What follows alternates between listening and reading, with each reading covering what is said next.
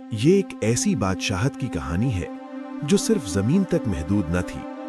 یہ ایک ایسے نبی کی داستان ہے جسے اللہ نے ایسی نعمتیں عطا فرمائیں جو اس سے پہلے کسی کو نہ ملی۔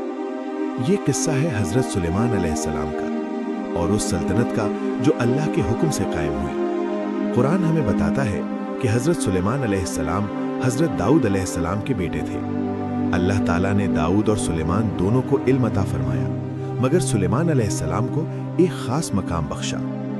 قرآن کہتا ہے، اور ہم نے سلیمان کو سمجھ عطا کی۔ یہ سمجھ محض عقل نہ تھی، یہ اللہ کی عطا کردہ حکمت تھی۔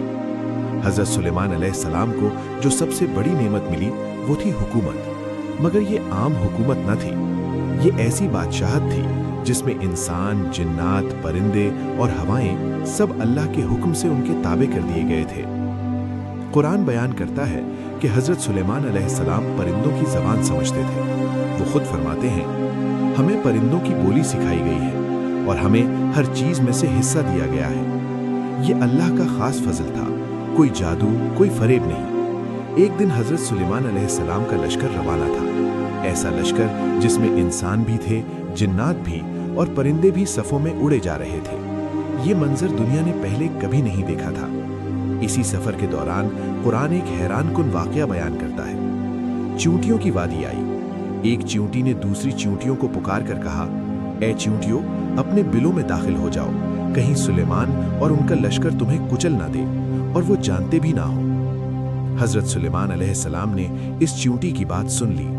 وہ مسکرائے اور فوراً اللہ کا شکر ادا کیا۔ یہ عاجزی تھی، طاقت کے باوجود۔ پھر قرآن ہمیں ایک اور عظیم واقعہ سناتا ہے۔ حضرت سلیمان علیہ السلام نے ایک دن پرندوں کا جائزہ لیا تو ہدہد موجود نہ تھا۔ جب ہدہد آیا تو اس نے ایک عجیب خبر دی۔ اس نے سبا کی ملکہ بلقیس اور اس کی قوم کا ذکر کیا جو سورج کی عبادت کرتے تھے۔ حضرت سلیمان علیہ السلام نے فوراً انہیں اللہ کی طرف بلانے کا فیصلہ کیا۔ انہوں نے ایک خط لکھوایا جو اللہ کے نام سے شروع ہوتا تھا۔ یہ خط دعوت تھا، دھمکی نہیں۔ جب ملکہ بلقیس حضرت سلیمان علیہ السلام کے دربار میں پہنچی تو اس نے ایسی چیز دیکھی جو دنیاوی طاقت سے بالاتر تھی۔ اس کا تخت جو دور دراز ملک میں تھا، اللہ کے حکم سے لمحوں میں حاضر کر دیا گیا تھا۔ یہ جنات یا انسان کی طاقت نہ تھی، یہ اللہ کی قدرت تھی۔ ملکہ بلقیس نے سچ کو پہچان لیا۔ اس نے کہا، میں نے سلیمان کے ساتھ اللہ رب العالمین کے سامنے اطاعت قبول کر لی۔